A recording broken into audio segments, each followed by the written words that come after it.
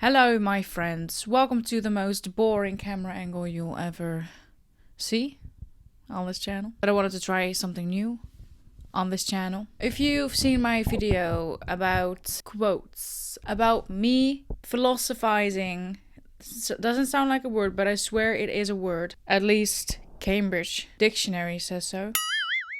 But it's me philosophizing about said quotes that I hadn't seen before. So if you want to check that out, here's the video. And I enjoyed it so much that I wanted to do the same idea. Obviously, I'm going to do it in the future. I wanted to do a take on deep philosophical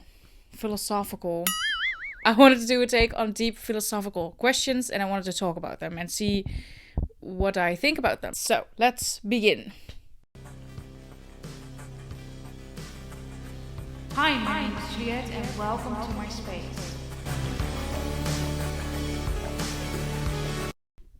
So I got some tea. I'm actually now doing a tea advent calendar, even though it's not Christmas yet. But who gives a shit? So I haven't looked at these before. I basically just looked up how to cover your bra underneath your shirt, which shouldn't be difficult, but with this shirt it is extremely difficult. So I just looked up deep philosophical questions, highly thought-provoking questions. These are 30. I'm obviously not going to be doing 30, but let's just begin because I have no clue what else to say about it. It's pretty self-explanatory. The first question is, do people have free will? This is really coincidental because I wanted to make a video about this, because I think it's so interesting how we think we have free will. Okay, this is this is the theory that I will present to you. We all know déjà vus, right? Or sometimes having a déjà vu, and people say, well, it's just a glitch in your brain, or it's, to be honest, I don't know what people say in the science community, but they probably have a scientific explanation for it. Now, when I get déjà vus, it for me basically means that I am doing well in my life, I'm on the right path because this was meant to happen. Do you know what I'm getting at? If I have a lot of déjà vus, I'm like, okay, so I'm on the right path because, I've seen this before, I've dreamt this before. Sometimes it feels so vivid, as if you have actually dreamt it before or thus experienced it before. But then I started to wonder, okay, so if everything is already meant to happen, do I even have any say in where my life goes or what, or about my future? Because if I'm seeing it all, does it mean that it was fated? Does it mean that I was always meant to choose these things? So I'm just walking the path that I have already chosen for myself, because in the spiritual community people say that before you come into this world you have already chosen everything that you want to do, and you've already chosen whom you will love and how you will die and at what age and stuff. So do we actually then have free will, or we, well, I guess if that's true, then our free will to choose those things is some sort of free will. So guess the answer is yes. My glasses are dirty. I can see again. I'm getting new glasses, by the way, and they look good, but they are so annoying, like how they sit on my face. Eye contact with a person. Second question. Is beauty objective or subjective? Subjective. Because I can find someone beautiful, someone else doesn't have to find them beautiful. I can find, and not only that, but in art, I can find this type of art beautiful, the other person doesn't. But we have beauty standards, obviously, that were implemented, I think, to just sell people stuff, you know, get less wrinkles because wrinkles are ugly. You get some type of lotion to eviscerate your fat. I think beauty standards were just put in place in order to sell shit to people. So is beauty subjective or objective? It's subjective. I don't know how I can make it objective. There are things that a lot of people find beautiful, but does that mean that it is beautiful? Beauty isn't really a thing, it's more a feeling. It's not really something that is there. You can, I don't know what else to say about it, because I think that, to me, beauty is subjective. Number 3. Is nature moving towards dissolution or integration? What the fuck does that mean? Okay, it says another question below it. More personally, the question is asked, are humans better at creating or destroying? I don't think that humans are at all responsible for the downfall of this planet. I personally believe that the planet, every 12,000 years or so, right, we have a big flood coming in that wipes out everything on the planet. I think we're in that time frame, and it could happen right now, it could happen tomorrow, it could happen like in 200 years. So I don't think that personally we are the destroyers of the planet. I think that obviously how we treat nature, not we, I hate the words we, how people treat nature, that's not good. I think the awareness has just been off the planet, literally. Like, it hasn't been to help nature. We're not in touch with nature. I think keep the focus on that, of being in touch with nature, instead of, oh, we have to do this and we have to be sustainable for this and this and that and this and that. This is not going to work. It's just a band-aid on the problem. If we truly would listen to nature and what it needed and what it wanted, we would treat it better in a more natural way. The earth is its own entity. The earth has its own intelligence. It's its own conscious. The earth, herself, itself, himself, will decide for itself, okay, I'm fucking done with this. Fuck off. Wipe us all out. Start all over again.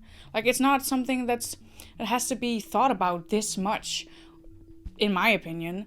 Obviously, be more in touch with the earth, be more in touch with nature, but don't feel guilty for destroying the planet that will eventually destroy itself. So, are humans better at creating or destroying? I think it's both, and without destruction you wouldn't have creation, right? That was number 3. Wow, this is taking a long time. What gives life its meaning? We do. That's the short answer. Do you want the long answer? I don't. We give it meaning. Life doesn't have meaning, but we give it meaning. We don't have to celebrate birthdays. We don't have to do anything, but we give it meaning. Number 5.